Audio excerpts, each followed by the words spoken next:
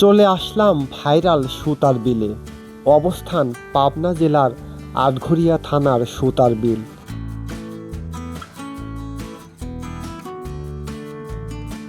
ভাবতেও অবাক লাগে, মাসখানেক আগেও যে জায়গাটা ছিল বিরান মরুভূমির ন্যায় জনমানব শূন্য, সেই জায়গায় এখন রীতিমতো ভাইরাল। দূর দূরান্ত হতে আগত হাজারো দর্শনার্থীদের ভিড়ে মুখরিত।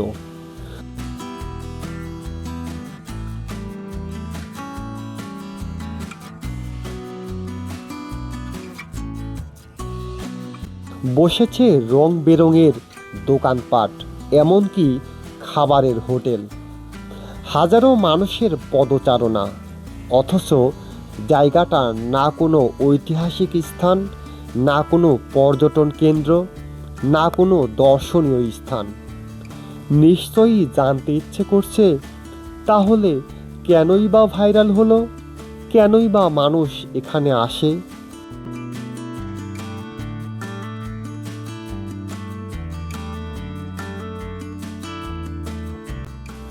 মূলত সুতার বিল হলো বিশাল আয়তনের বিল বা ফসলের মাঠ।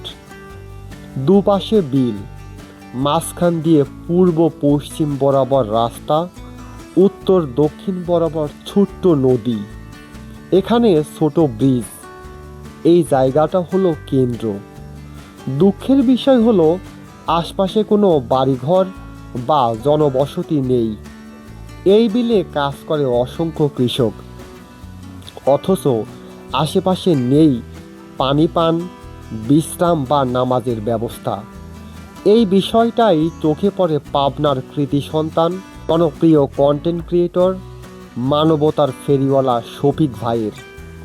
তিনি এই জায়গায় পানি পানের জন্য নলকূপ, বিশ্রাম এবং নামাজের জন্য একটি মসজিদ নির্মাণ করেন, যেটা কন্টেন্ট ক্রিয়েটরদের মাধ্যমে রাতারাতি ভাইরাল হয়।